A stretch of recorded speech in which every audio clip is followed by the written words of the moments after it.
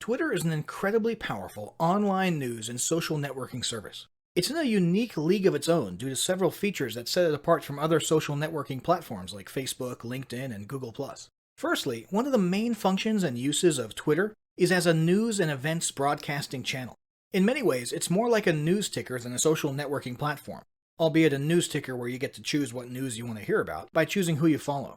In fact, it's become a must-have resource for news networks and journalists who want to stay in the know about anything newsworthy happening in their areas. Journalists make up almost 25% of all verified Twitter accounts. Secondly, Twitter is all about short burst broadcasts. All posts consist of tiny bite-sized messages called tweets of 140 characters or less, or some combination of video, images, and text. Users can broadcast and receive these messages via SMS, mobile app, and Twitter website interface.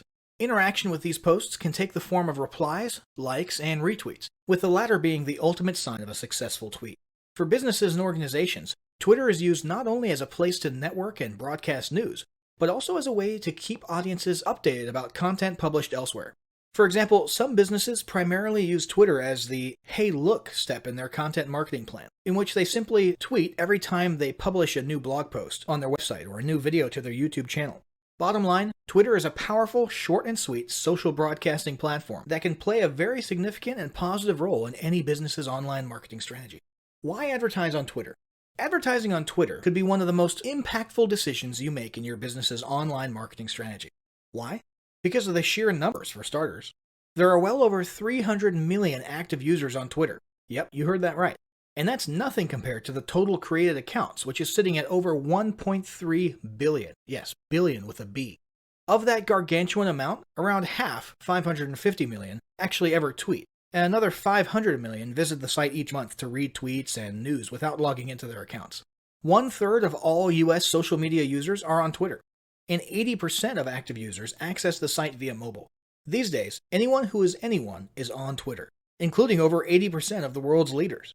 So that's all well and good from a purely personal perspective. Clearly the numbers are there. But what about business? Why should you market and advertise on Twitter?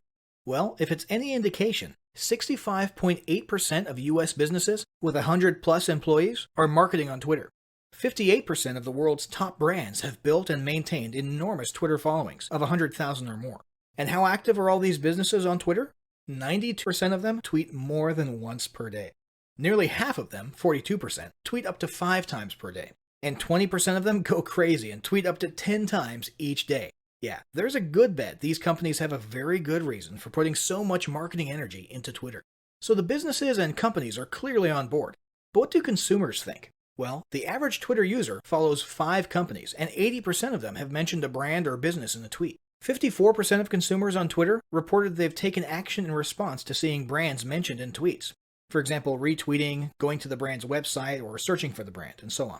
To finally drive the point home, Twitter revealed in 2016 that total paid ad engagements had grown a whopping 208% year on year. Yikes. So, to conclude, the question clearly isn't whether or not you should be advertising on Twitter. The question is, what are you waiting for?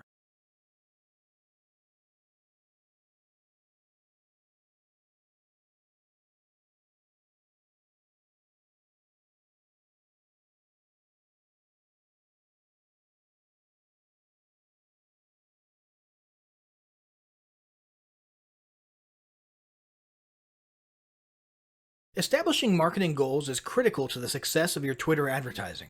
Countless entrepreneurs and businesses have set up a Twitter presence, made a few posts and ads, and then let it sit untouched for months or even years. This is usually due to a lack or absence of goals. Also, your goals will help you determine everything from your campaign objective to your budgeting and thinking. So before you even begin establishing any sort of Twitter ad strategy, you need to establish clear advertising goals. Your goals should be specific, measurable, and attainable. They can be long-term, short-term, or a mix of both. Deadlines and milestones can be helpful as well. I want to increase my Twitter following would be an example of a bad goal because it'll likely result in your advertising efforts petering out after a while because there's no specifics or milestones. I want to gain 1,000 Twitter followers by New Year's is an example of a good goal.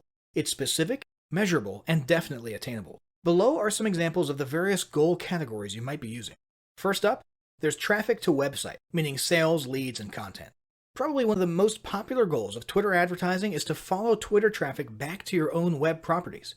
After all, most businesses don't do business on Twitter per se. You're leveraging Twitter ads to obtain traffic and convert that Twitter traffic into brand followers, leads, prospects, and customers. So maybe your goal is to get people to a landing page with a free offer where they can subscribe to your list and become a lead. Maybe they're being sent to a sales page or an e-commerce store. Maybe you just want to do some content marketing and send them to your blog so you can cookie them with a pixel and create a warm retargeting audience that you can advertise to later on. Maybe you're a brick and mortar local business and you want to increase actual foot traffic into your store, restaurant, or office by offering a coupon or announcing a sale or a new menu item. Whatever the case, the end goal for a lot of businesses will likely be bringing Twitter traffic away from Twitter and over to their own web properties or physical locations. Next, there's the gain more followers goal, or as we like to call it, Twitter as autoresponder. In this goal, your aim is to build a large number of Twitter followers. The reason we also refer to this as Twitter as autoresponder is because the main sought-after benefit here is to increase the number of people who will see your tweets in their Twitter feeds. In this sense, your tweets become similar to sending out email broadcasts via your autoresponder.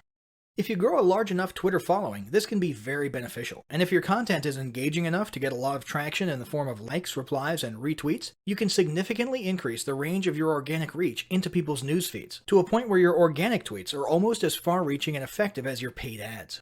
Next, let's talk about PR and company news. Sponsored tweets can be a great way to enhance your brand's public image and share a little about your company culture. People enjoy seeing the other side of a business. What happens on the inside? Did you recently promote or hire a new executive and want to publicly welcome him or her to the team? Did somebody in the office make a funny video about Donut Day? Did you guys recently sponsor a charity event or volunteer at a local food pantry? Do you want to share a funny blooper reel from a recent sales video? Even tweeting inspirational images and videos about popular or noble causes and movements that have nothing to do with your company can help to associate your identity with feelings of goodwill. Of course, be careful not to alienate your audience if you choose to associate your company with certain types of movements or political issues. There are countless things you can use sponsored tweets for that will enhance your PR and generate positive vibes about your company. Next, let's talk about brand awareness. Another goal that's less thought about might be spreading brand awareness and recognition. If you're just starting out, there's a good chance your brand might be in need of a jumpstart. If nobody's ever heard of you, a great way to increase recognition is to simply create and share unique, helpful, or entertaining content, and get your name, logo, and overall brand identity in front of as many people as possible, as many times as possible. If this is your goal, you want to avoid being salesy in the beginning. Ensure you're focused almost entirely on Twitter ads consisting of helpful, relevant, or entertaining content that simply gets your name, brand, logo, or image in front of people. Finally, there's market research. A hugely beneficial goal of Twitter advertising is market research. If you're just starting your business or going down a new path, Twitter ads and sponsored tweets can be an excellent way to learn more about your audience and your market. This can be done in a structured way with things like surveys and questionnaires, or in a less structured way by simply engaging with your audience, asking questions, and so on. Ultimately, your goal should be to come up with one or two ideal customer avatars that you can then base your marketing and product development on. So this was a pretty good summary of potential Twitter advertising goals, but yours might be slightly different. Whatever they are, ensure they are specific, measurable, and attainable, and put them down in writing before moving on to ad creation.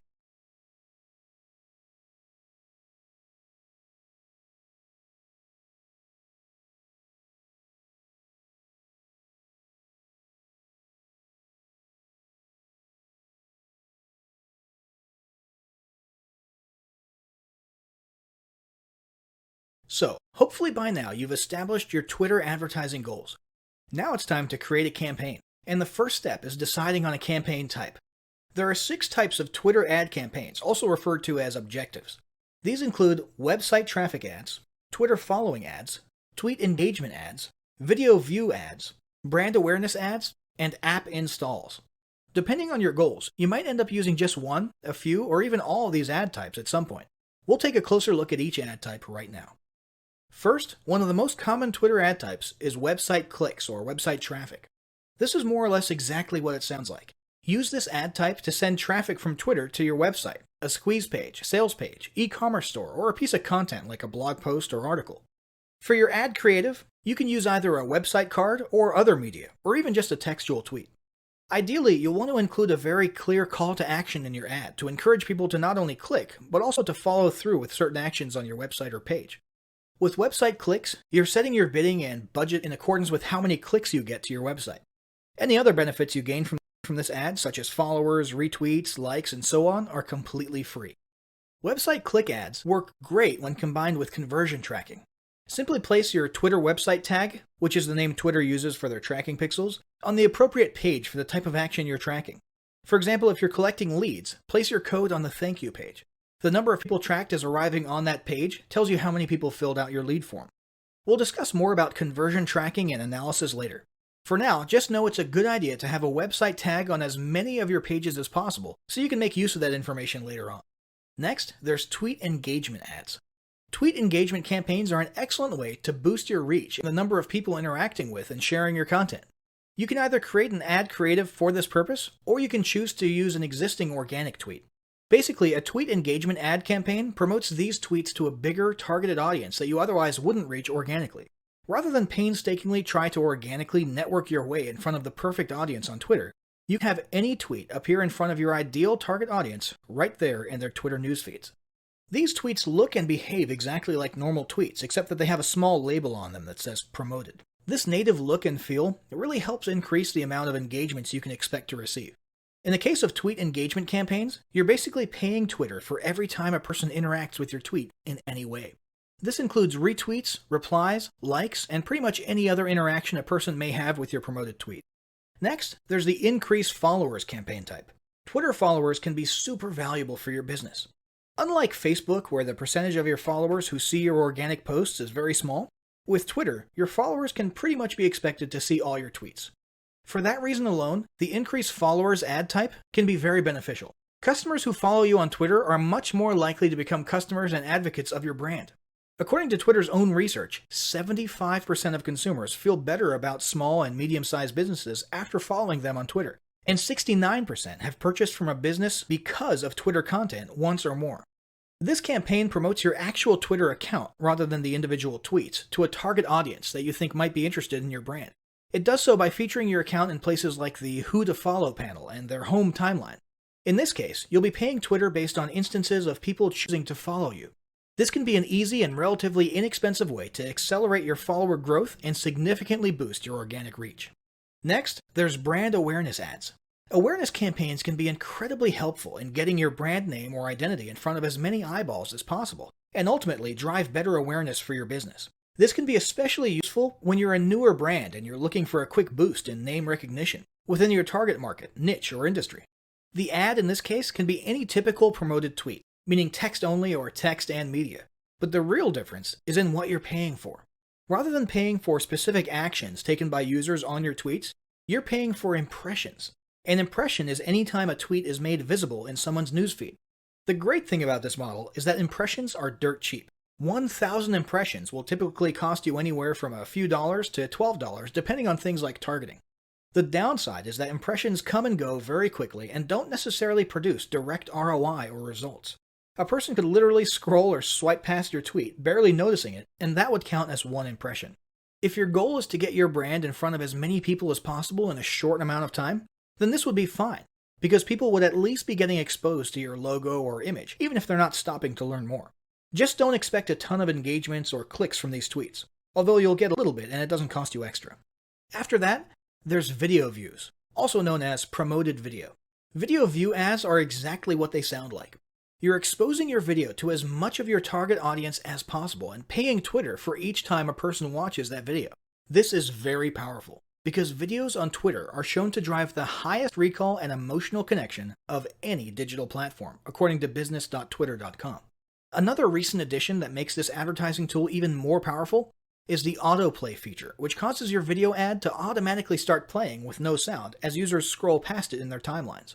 This dramatically boosts interactions and views. Now, since you're lining Twitter's pockets, they allow you more freedom with videos than organic video tweets. File size can be huge, but they recommend you keep it under 1 gigabyte. Maximum length is typically 2 minutes and 20 seconds, but you're allowed to ask them directly for up to 10 minutes and they might approve you for that. Frame rate should be 29.97 or higher, and videos ideally should be at least 720p resolution or higher for that nice crisp look. Keep in mind, they're trying to keep Twitter timelines pretty. Twitter recommends you have a good CTA or call to action in the textual part of your tweet, namely a CTA explaining why they should watch your video. This will encourage people to stop as they're swiping or scrolling by and actually take time to view.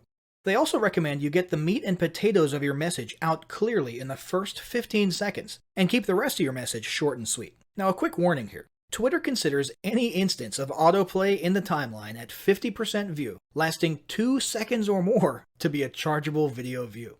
This isn't terrible, and in fact most platforms are starting to lean towards this form of charging.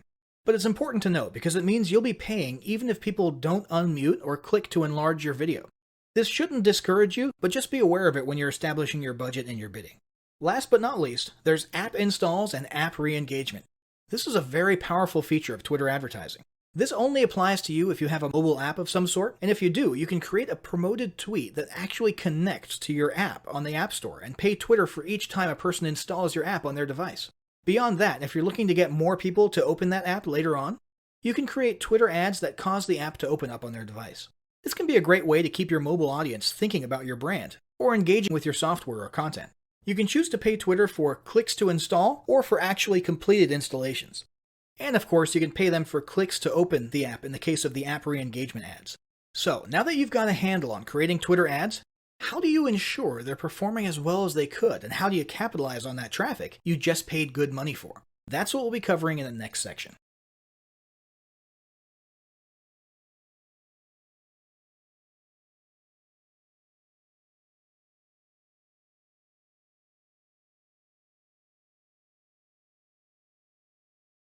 One reason a lot of independent advertisers give up on Twitter ads is because their first experience is underwhelming. Somewhere inside, maybe unconsciously, they were expecting their first campaign to make them millionaires overnight. And when that doesn't happen, they give up. This is a huge mistake. Twitter ads can work wonders for your business. The trick is to analyze, optimize, and retarget. First, let's talk about analysis and stats. Twitter has an awesome analytics dashboard and plenty of useful data to help you track and analyze the performance of your ad campaigns. From your Twitter advertising dashboard, you can see things like impressions, engagements, views, clicks, conversion rates, and maybe most importantly, costs. When you compare all this data against your ad creative, the bidding strategy, and audience targeting, you should have a pretty good idea of your ad's performance. Once you've taken a good look at your performance, it's time to optimize. The idea behind optimizing your Twitter ad campaign is to basically tweak various aspects of it, test the results of those tweaks against a baseline, for example the original campaign, and watch what happens. If the tweak produced an improvement, keep it. That tweaked version now becomes the new norm, and it's time to choose another aspect or element to tweak. For example, let's say you've got an ad campaign for firefighter-themed t-shirt sales, designed to direct traffic to your e-commerce store. You've got an image in your tweet of a firefighter silhouetted in front of some scary flames and textual CTA saying, "Free firefighter t-shirts." The ad is performing worse than you had hoped. For your first attempt at optimization, you might change the call to action and make it a little more wordy. For example, grab your free firefighter t-shirt and celebrate our nation's first responders. After implementing that tweak, you notice that your click-through rates increase, and your cost per click goes down a little. That just became your new baseline. Next, you remove the dark silhouette image and replace it with a bright, flat tabletop background with one of your firefighter t-shirts spread out on it. Big surprise, your performance improves. The big thing to keep in mind for this process is that you only want to make one change at a time. This can be done all within the same ad, but it would be best to simply discontinue the baseline one and then make tweaks to successive cloned versions so you retain each version and can look back and analyze the differences. Also, make sure you don't rush to judgment on each variation. You'll want to have at least 25 to 50 conversions or actions, and I mean at least, before you give a final thumbs up or down to each tweak or variation. Once you've tweaked your ads to perfection, you'll want to move on to optimizing your funnel and capitalizing on your traffic, which brings us to the tracking pixel or website tag. So the first step to tracking and capitalizing on your traffic is to install your website tag code, which is the thing everyone else in the world calls a tracking pixel. You can get this from inside your ad account, and we recommend you use the universal website tag option. Place this tag on every relevant page of your website. This should include your squeeze pages, your thank you pages, your sales pages, your checkout pages and order forms, your upsell pages, and pretty much every page in your funnel. You should also put this in your members area welcome page. This way, you'll be able to track and analyze the way your traffic flows through your whole customer experience, and where in the funnel your customers are stopping. This way, you can tweak the pages in question to try to improve their conversion rates. Now let's talk about retargeting audiences. Once you've got your pixel or tag code where you need it, it's time to start retargeting. Retargeting is done by creating custom audiences based on user behavior across your pages. The most basic form of retargeting is to simply retarget everyone who has visited your web property. In this case, all you care about is that the audience is warm, which means they've now been exposed to your brand or site and are at least somewhat familiar with you, and therefore more likely to convert if you target all of them and send them to another offer, or the same offer again. A more advanced form of retargeting, however, is action-based retargeting. In this case, you create a custom audience based on pages someone visited or didn't visit, and then you custom tailor an ad message to them. One example might be for people who did land on your squeeze page, but did not land on your thank you page. You know these are people who didn't grab your free gift or opt in, so you can retarget them, reminding them to grab that free offer and why they'll like it. Another example might be upsell reminders. In this case, you'd create a custom audience of people who landed on your upsell page, meaning they bought the initial front-end product, but did not land on the next page after the upsell, whether that be a thanks page or another upsell page. This means you can follow them around Twitter with a tailored message inviting them to upgrade or offering a coupon. This same method can be applied to the e-commerce realm simply by placing your code on your order page and also on the post-purchase or success page and targeting those who hit the former but not the latter. This is commonly referred to as shopping cart abandoner recovery.